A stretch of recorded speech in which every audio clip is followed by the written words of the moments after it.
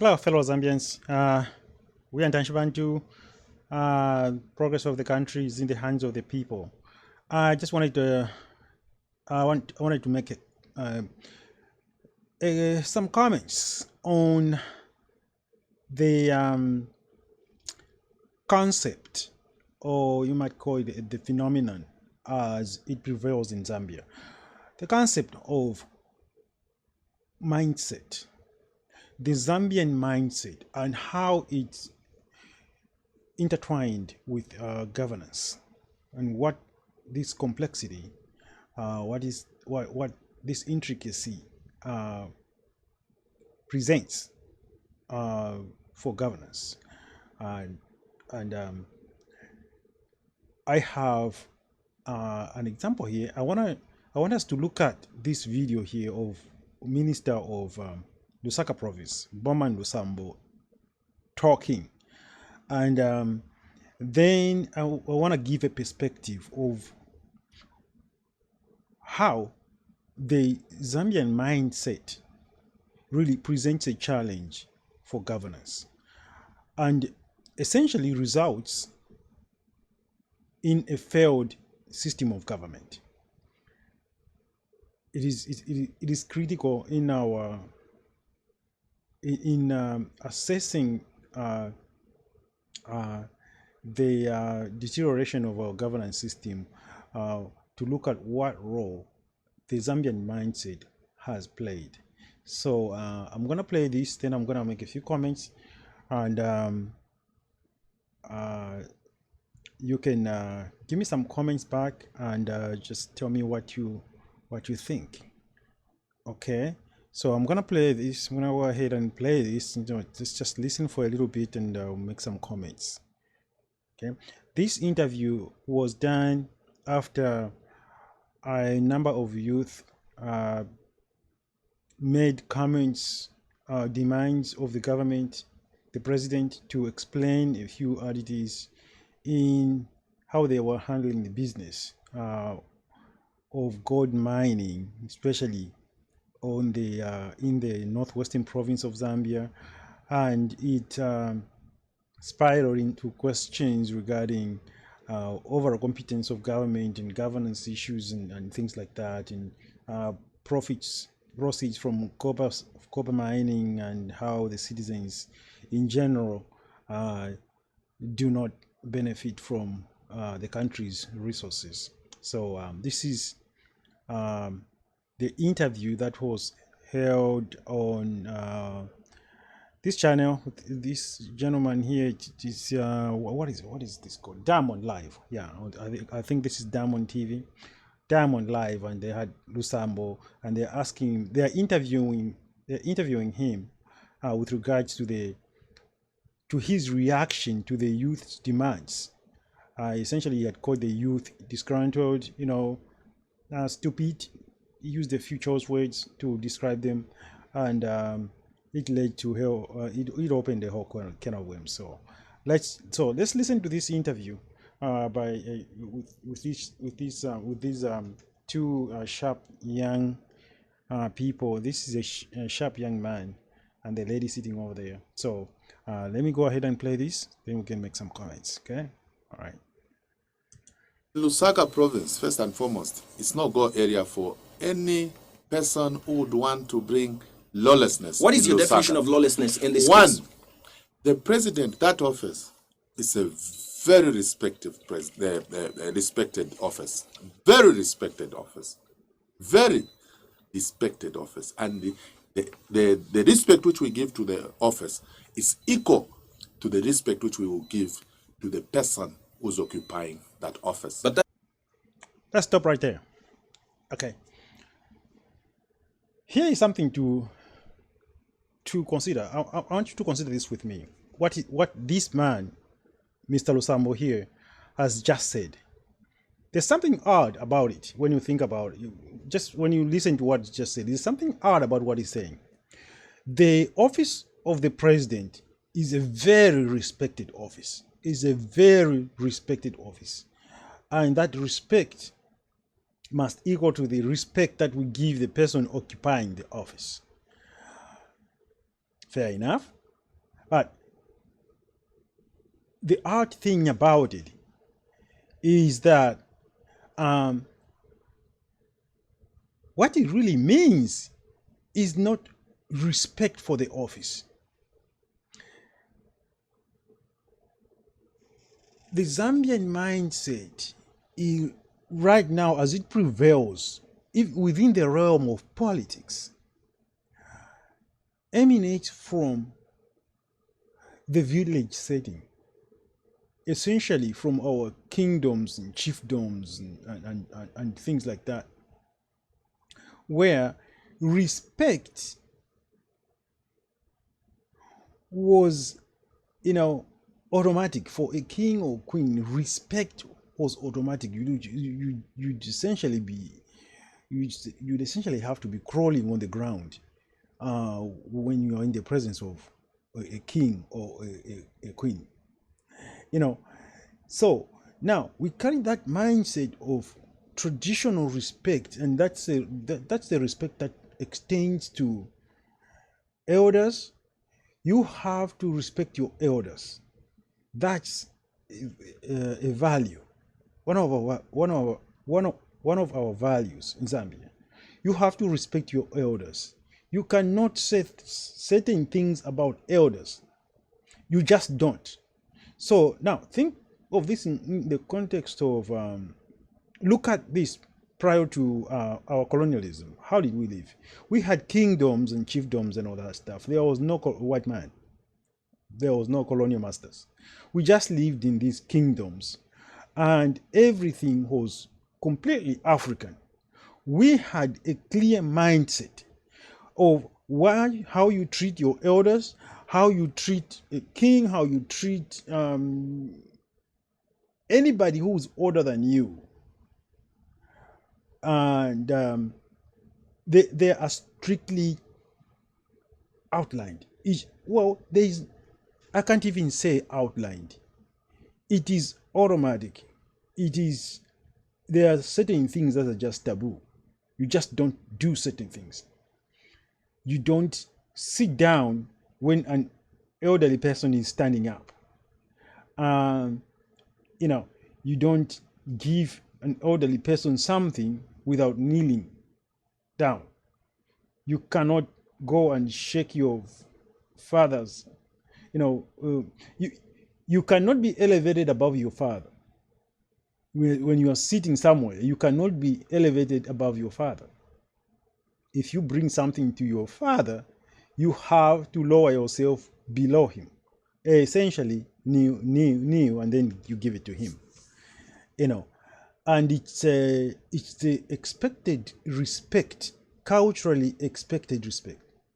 And there are serious sanctions. There are serious cultural sanctions for deviant behavior. There are serious cultural sanctions for any deviant behavior, and that those sanctions may include simply being shunned from society, and that may be a very grave punishment in itself, just being shunned from society, becoming a reject, an outcast. That's some of the sanctions. Depending on what it is, you could be flogged in those days. So there are these cultural expectations, transcendent values. So these, by language, in terms of language, there are 72 tribes in Zambia. These cultural expectations, values, moles, and folklore, and are formed. You have to understand that psychologically, these are formed around language. Language is a very powerful determinant of the way you think. The way you think, your language has has a lot to do with it. A lot of people don't think about that. the way you think, the way you naturally think. When you are born and you are being raised and you being raised, language is a powerful determinant in how you think. The values, how your values evolve, how the society's values revolve, how in terms of by society, in this case I'm talking about a specific tribe which speaks a specific language. Everything is intertwined with language. That's why they say when somebody comes and disturbs your language, they are going to destroy you. Because your language defines you. There is so much that is dependent on the language. When you take a group of people, language essentially, dictates the thought process. It really does. Certain words are wired in your brain to correlate with certain actions.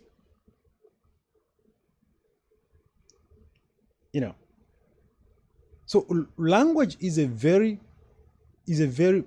powerful influence on culture, on the culture of a people. So these things are fomented. The way we think, constitutes our mentality. How we think about things, how we treat others, how we share things. When somebody succeeds, what are the family expectations of that person? You have to give something to this person. You have to give this something to this person. If you go and strike it rich, you are obligated. You have an obligation to your mother. You have an obligation to your father. You have an obligation to your family. Things like that. And depending on how well you do, you have an obligation to where you come from. Let's just put it that way. To your community, to where you come from, your village, or whatever it is. That's our way of thinking. We have our way of thinking. Expectations about women, for women. A woman is not supposed to do this. A woman is not supposed to do this.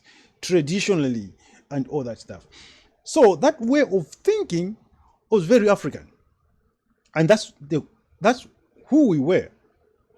When the colonialists came, they brought along with them the English language. So when they came, the English language that they brought with them, they started introducing the English language and started teaching us the English language. What does that do? It starts eroding our languages. It starts eroding our languages, or at least it might not be completely eroding our languages, but it is adding. It is introducing a language. That language comes with its influence on your thought process. So we have now this language, and we have it halfway, because you cannot truly be. It's not your native tongue, so you are learning it. If those people that grow up picking up English have a certain way that they think, that's very true. There's a certain way that they think. Their culture and their mentalities are formed within the boundaries of the language, words, structure of language. It forms your thought process. It plays a significant role in the formation of what are called your schemas. Your schemas. That is the body of stored knowledge in a specific language, especially in a specific language that your mind relies on to give you a personality, to give you a character. Language is very complex in how it influences our lives, who we are and how we act, our values, our ethnicity, and you can see it in all sorts of places. If you look at the United States, you have all these different ethnicities and all that stuff, and they tend to have a lexicon. A lexicon is a sectional aspect of a language that is used by a particular group of people. It's the same language as the mainstream language, but it's kind of sectionalized and it's used by a certain group of people. And it's a lexicon, and those people, and this forms an ethnicity for those people. So we have a mentality. So now, since we got this, our English language here, and it was proclaimed to be the national language of Zambia. So what we have in Zambia now, we have English and we have our native languages. Our native languages are falling behind quite a bit, but they're just strong enough for us to carry a very strong mentality of traditional values and all that stuff. Now, since the government that we run is a Western style government, it's not a traditional government, it's not a kingdom, it's not a chiefdom, it's not a village. It's a Western style government. So a Western style government requires a Western style mentality to run it efficiently. This government is Western. They brought it from Europe. And they imposed it on the Zambian people. And the Zambian people are not equipped with a Western style mentality, especially the older people. So what you get is a clash between traditional mentality and Western style mentality. So when you listen to this man who's talking here, you can clearly see he is carrying a traditional mentality that says you have to respect that person. It's like a king. And what has made this mentality even worse? What makes what he's saying even worse? What lends credence to what he's saying is that we inherited from our colonial masters a constitution that essentially makes our president an emperor. He is like an emperor in Zambia, like a king, which would be like a king in our traditional setting. But he's a king, he's acting like a king. And I'm serious when I say that. In Zambia, the president has all the powers. Essentially, it's like a king, it's an emperor. When you look at your, I don't know if you own property in Zambia and you look at your property deed, it says you are leasing this property. This lease agreement is between you and the president of the Republic of Zambia. That's what it says. It doesn't say that in other countries. It says this lease is between you. This lease is between you and the Republic of Zambia, and the president of the Republic of Zambia. That's what it says. It doesn't say it's between you and the Republic of Zambia. No, it's between you and the president of the Republic of Zambia. In other countries, it's your property. In other countries, it's just your property. It's a title deed. It's with your name on it, and it's entitled to you. You own that land. Sure, you'll be paying taxes on it, land rates, taxes on it, property taxes, and real property taxes. But it's your property. You are not leasing it. So in Zambia, the president controls whatever land that you build on or anything like that. The president controls it, and he can take it away. So it's like an emperor. So that's what you see here. You see this guy is saying that office has to be respected, and he is very serious about it. When you look at his face, he's very dangerous. that office has to be respected. He's coming from a very traditional point of view.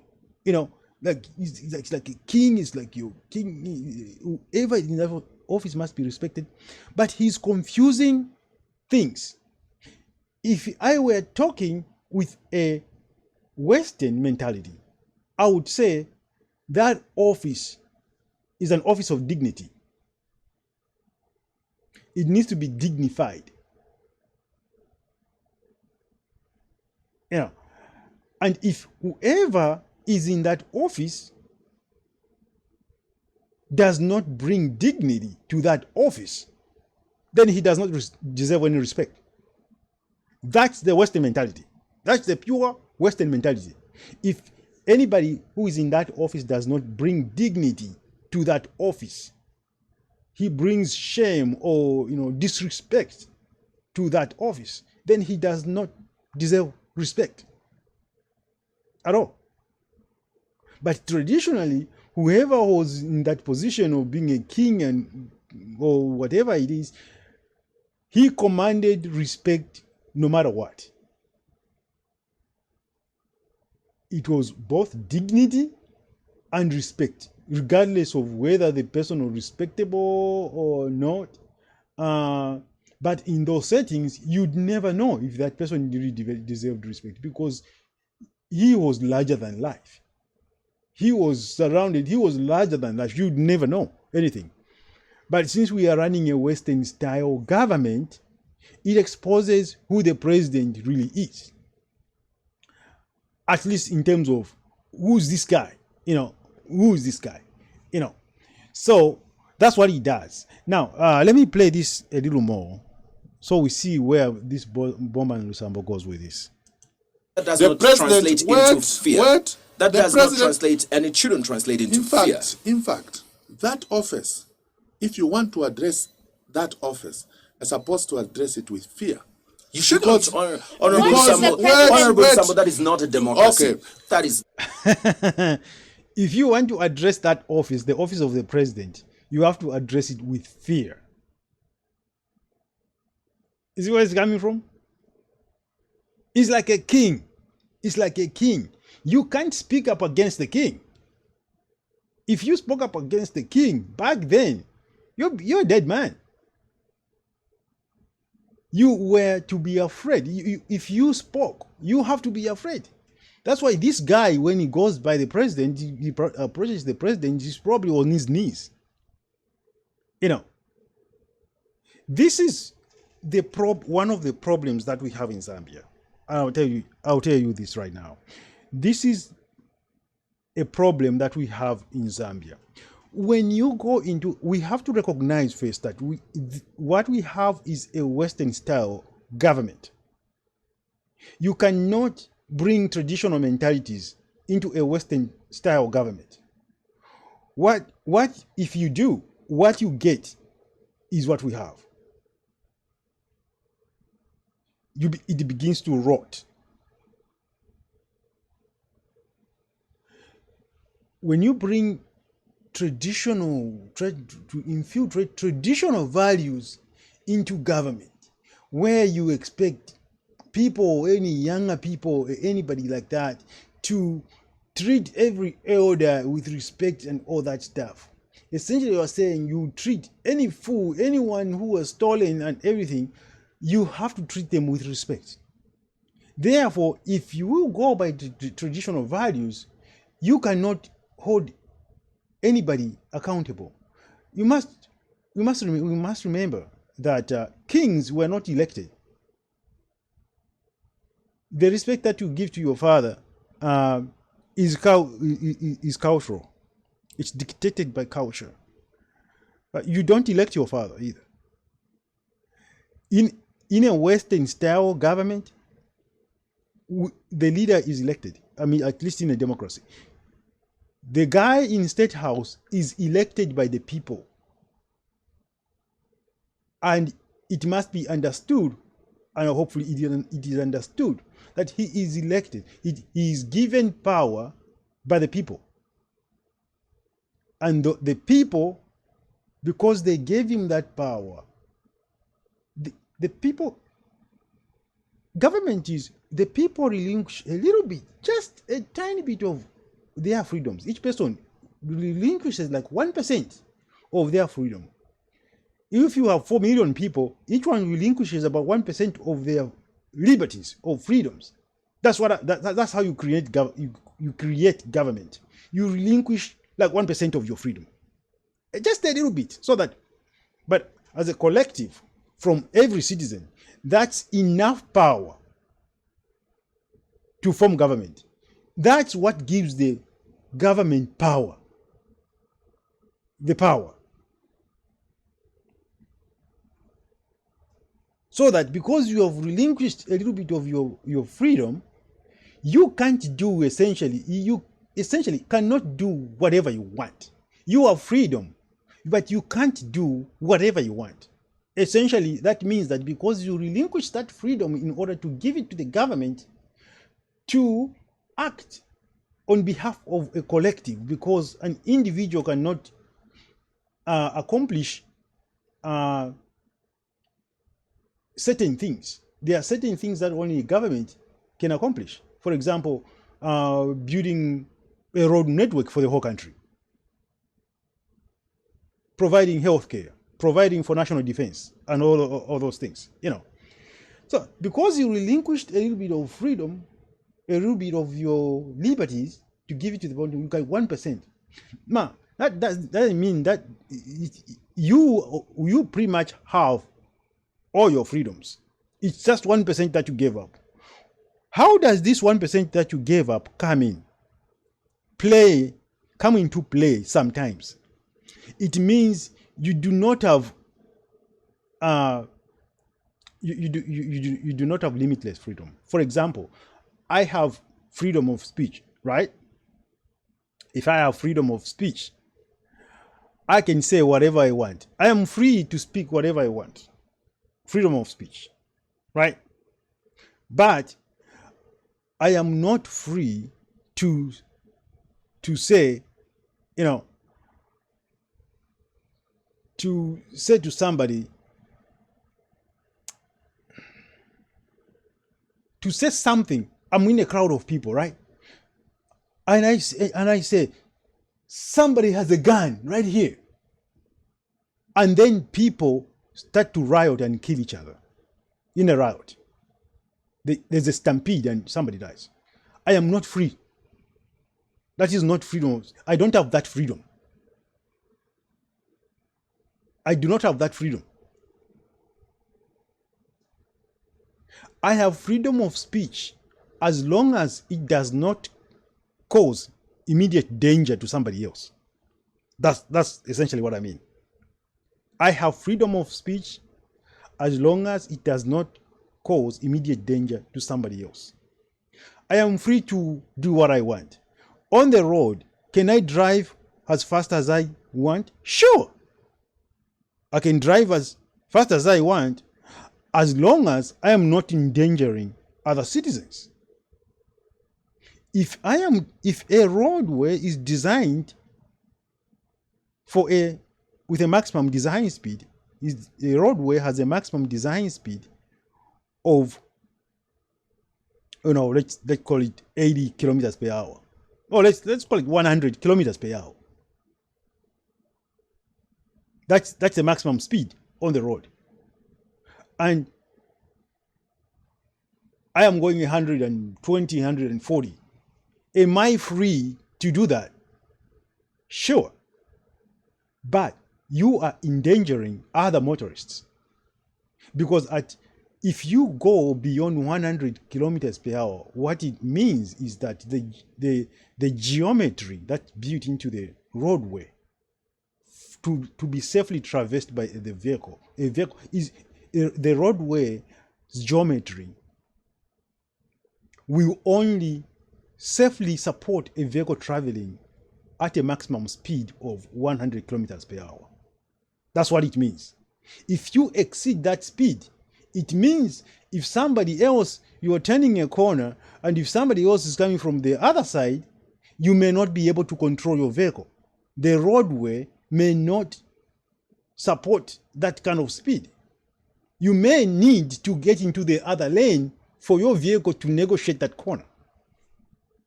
If there's another vehicle in that lane, then you are going to kill those people. You do not have that right, because you are exercising a freedom at the cost of somebody else. So we don't have that right. So what does this Lusambo say here? Oh, hold on, let's see. Let's continue. Let's see what that is not. How do you address your father? You just go and say, "Hey, Mdalaiwe, no. Can you do this for me? Can you buy mid meal? If you are not going to buy mid meal, we are not going to let you come in this house." That's disrespectful. That's disrespectful. But exactly. Now let me tell you this. No, let me tell you this. That office is not an office where any Jim and Jack can just pop up and say, "We want to advise the president." What the hell? What's wrong with this guy? Seriously. Man, we have a problem in our country. What's wrong with this guy?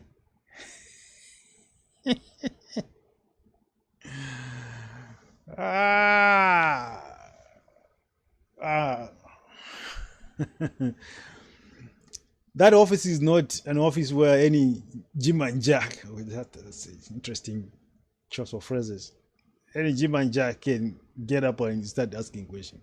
Of course it is. Anybody, that freedom is provided for. The people have every right to hold to question their government, to question their president. In Zambia, obviously, because of our bad system, I'll just say it, because of our bad system, the president is the government. The president is the government. That's why every person who has grievances, they want to question the president, because he is the government. He selects these ministers like him, and they essentially become thugs to run around for him, and they owe allegiance to him, not the people. He's supposed to be serving the people, but here he is. He's a thug for the president, to defend the president at any cost. So he's treating the president essentially like a king, like we are in a village. This is where you start running the government like a village. When you start mixing traditional mentalities and Western style mentalities, the confusion that ensues, it begins to give a personality to the government. Because while people are afraid to question everything, because they are supposed to respect those people in those high places, in those high offices, culturally, they say you are supposed to respect those people in those high offices. Right? Then those people in those high offices, they all have, expectations, cultural expectations. They owe something to their families. They owe something to where they come from. And there's an expectation that when you go high, you have to, strike it big. They expect you to amass as much as possible so that you can bring it back somehow. Your family can benefit, where you come from can benefit. They are in there as well with a traditional mentality.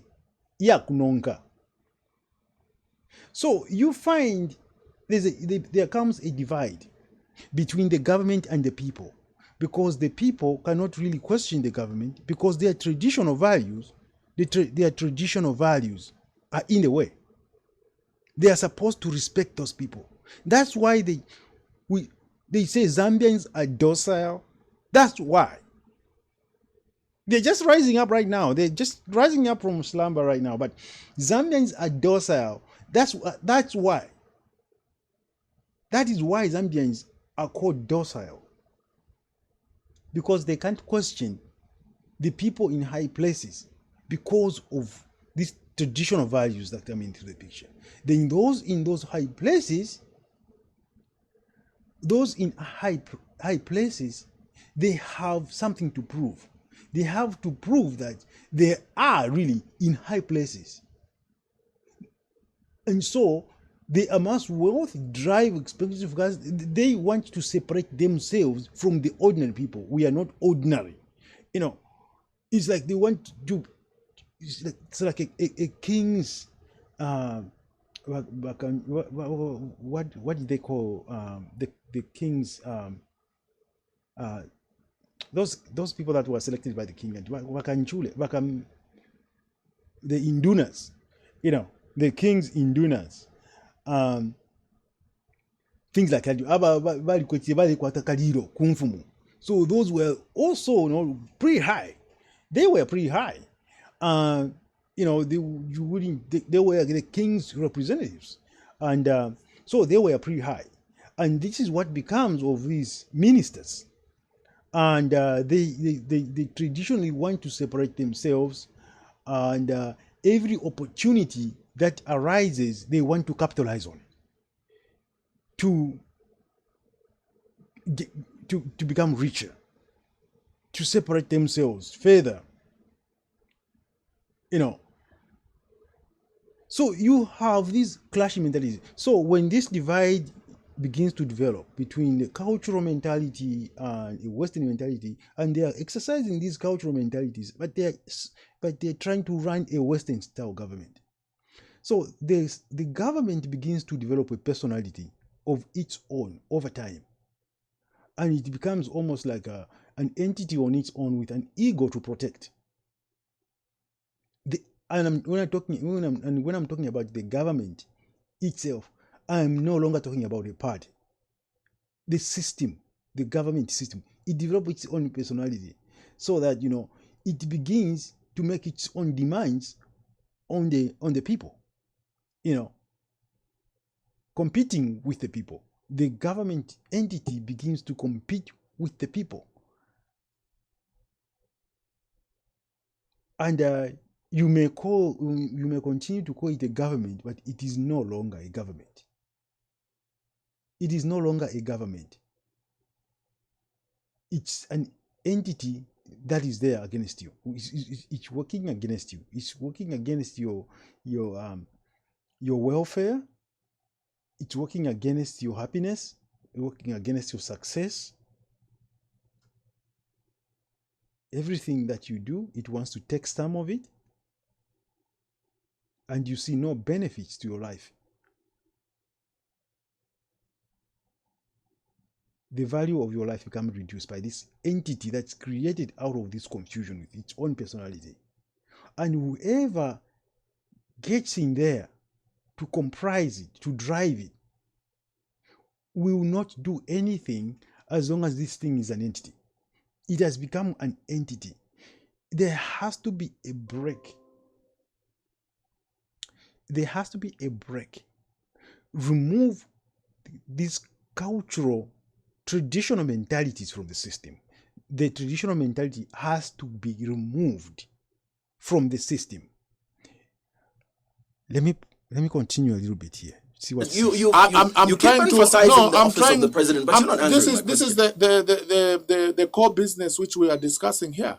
You want to know why we protect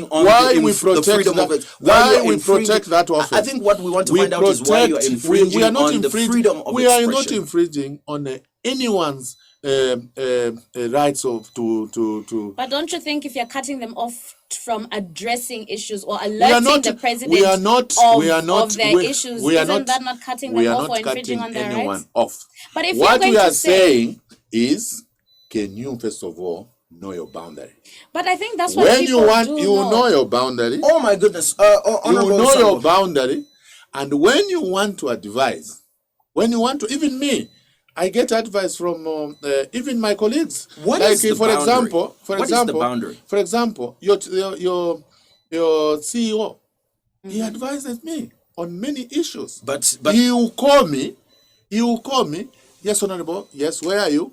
This is okay. I'm coming. But if it's not accessing, if it's not having access, you're to not me, being fair to the citizens, because not every citizen of this country is a CEO, and by what you are saying, only a certain class of people must address the president. That's not what I'm saying. What I'm saying is the platform which ones use. Social media is a bad platform. Social media.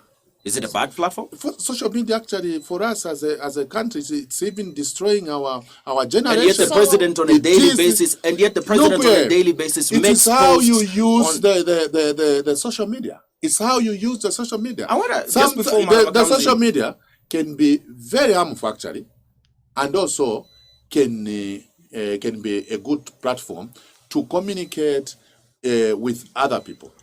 No. It allows it facilitates the people's freedom of expression. That's what social media social media does, Mr. Losambo. That's what it does. But anyway, I coming back to the question of the clash of mentalities. This is a real perfect example of what a clash of mentalities is. To tell you the truth, if we in Zambia had sat in a constituent assembly and crafted our own constitution and made an African language, an official language, it would have probably been better, because you would have less conflict of traditional values and traditional mentalities that are fomented by language, and maybe it'll be easier without those conflicts. But as long as we have a foreign language this language is rapidly taking over our languages. There are kids in Zambia that are growing up right now without the ability to speak their native languages, and their thought process is being changed. Their thought process is being changed when English is the only language that you know. And in Zambia, it's not really true English. I don't know what you could call that. It's not exactly English. I could call it Zanglish. But the English, when a person speaks English in Zambia, is not the same as a person who speaks English in the United Kingdom, who is born in the United Kingdom. Because the English language is associated with a culture. You see what I'm saying? If you are born in the United Kingdom and you speak English, there is a whole culture built around that language. The roots, cultural roots. There's all sorts of small things, nuances and things like that, that create your schemas. If you are growing up in that country, you think a certain way. The language forms the way you think.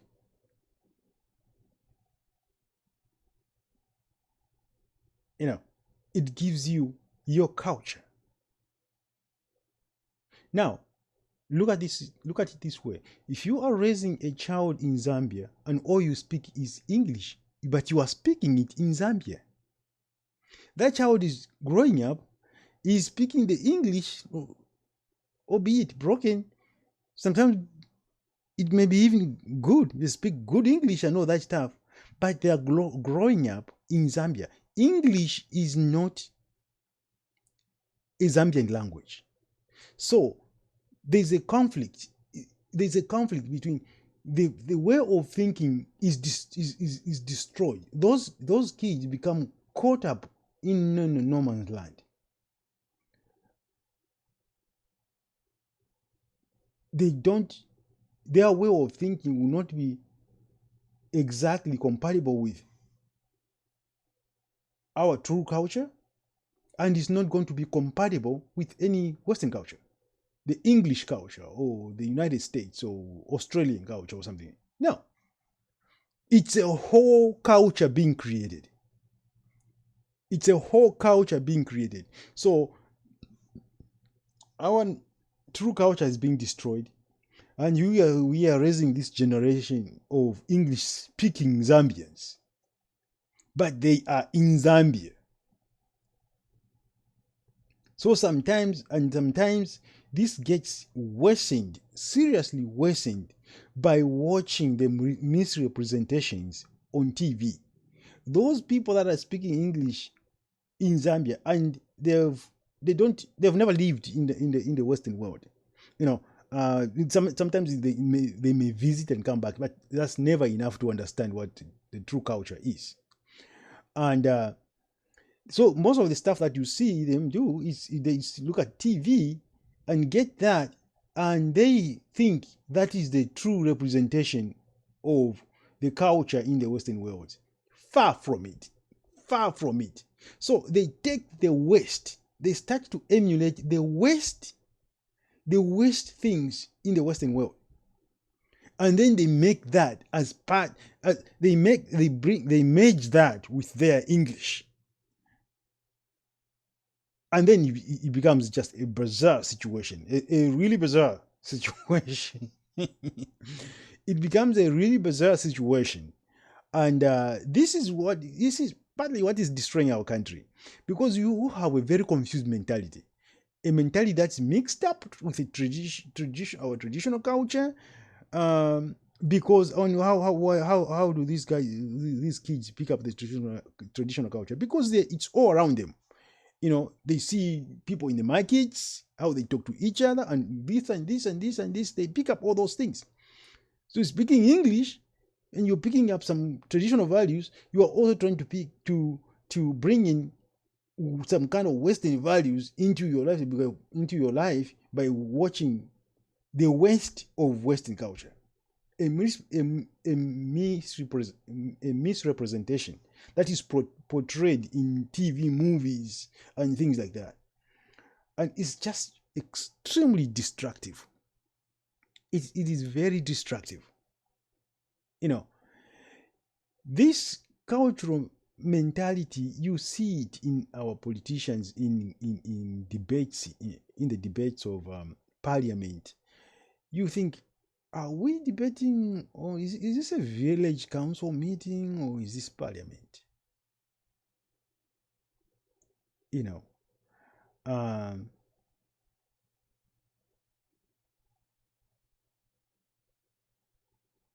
What is the solution to this?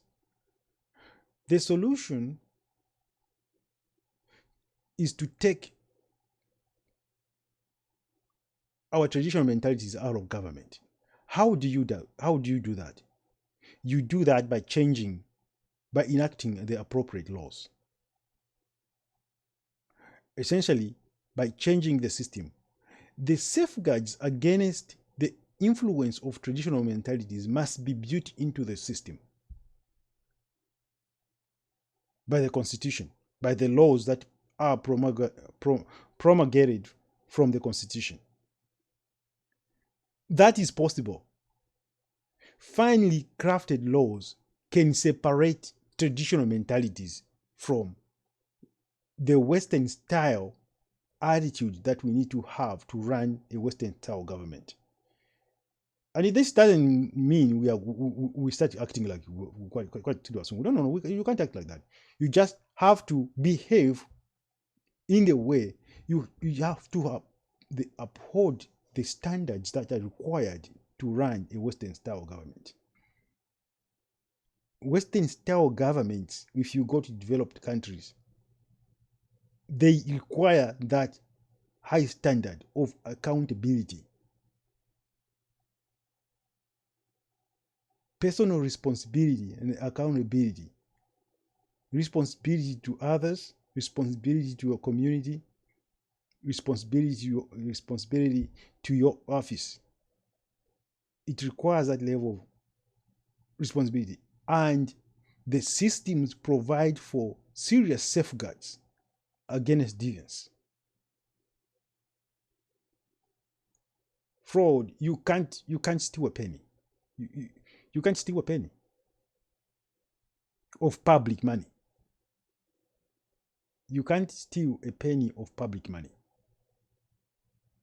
You can't take a cent. Every 25 million contract with a contractor, it has to be accounted for to the cent. Nobody takes any of that money that is not due to him. The only benefit that a public servant gets from his office is the salary that he earns,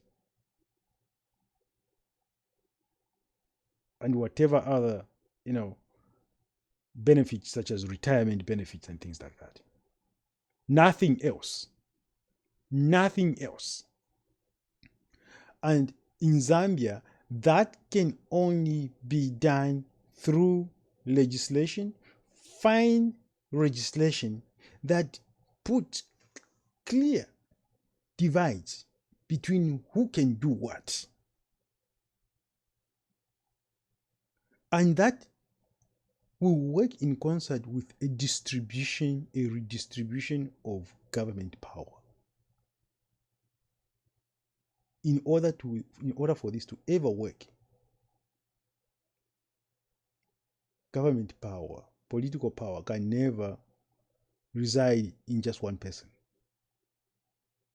The government power will have to be decentralized. It has to be decentralized. And government structures carefully configured so that the people have more power and more ability to hold officials accountable. And it can't be just at the presidential level. No. These people will be served by mayors, councillors, and all these people who have to be held accountable. And the people must have the power to do that.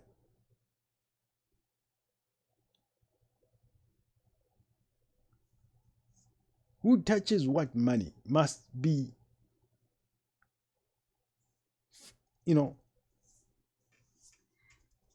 seriously thought out. But seriously, the traditional mentalities has to be taken out of.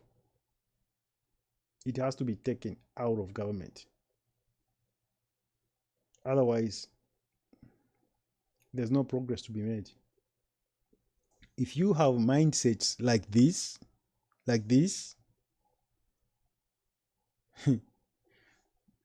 to our second first. But we should not abuse the social media. The people the people we are trying to advise here are the people who are abusing a social media platform.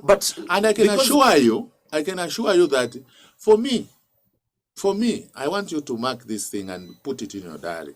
For me, I want Lusaka province to have people who are using social media with the intention, which is the right intention. I'm going to ask you a very simple question, Honorable Sambo. Based on the people that you talked about today at your press briefing, Kings has apologized. Well and good. I'm sure you're happy about that.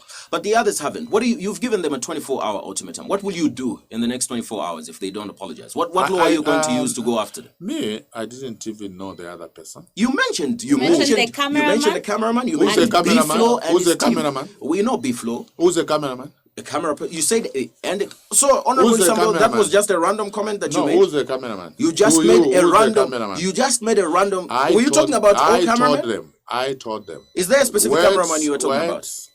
I told them. Is there a specific cameraman you were talking about, Honorable Samuel? Let me say this. I told them. Yes.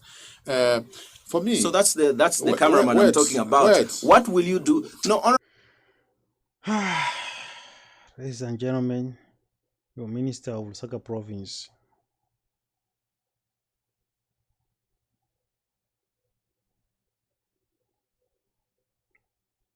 an example of people in leadership positions. It's a pretty sad day for Zambia. This is a pretty sad time for Zambia. If you have people in government that think like this, and you have a head of state that's sitting there and is listening to this and thinks, wow, he's doing a good job, you know, the whole system is rotten.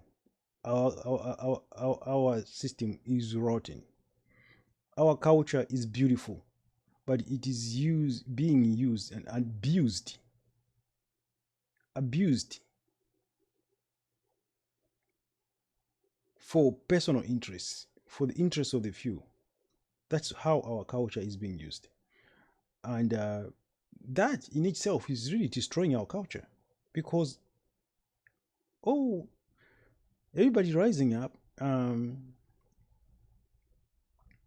upcoming generations are looking at this and they think it's the norm. Whoever gets into government, the idea that you go into government, if you want to get rich, you have to get into political office. That's how it is in Zambia. In developed countries, in other countries, if you want to get rich, you have to go into private sector. In Zambia, it's the reverse. If you want to get rich quick, you have to get into political office. In other countries, you get into political office not to be rich. The people in political office are not rich. They're not rich. They're there to serve the people. There are no riches to be gained in political office in other countries. You don't become a millionaire by working for the government in Western countries. You become a millionaire by working in the private sector. If you strike it big, that is. In Zambia, it's the very opposite. And beware of all these politicians that are poised to take the next term of office, the next tenure of office. Beware. I'm just telling you, beware of these politicians. Listen very carefully to what they're telling you, because I can guarantee you that there's a lot to be had in this rotten government system. There's a lot to be had, a lot of riches to be had, and a lot of shady characters already know that. They are staking their positions in the next government already. They are staking their claim on riches, on wealth in the next administration. This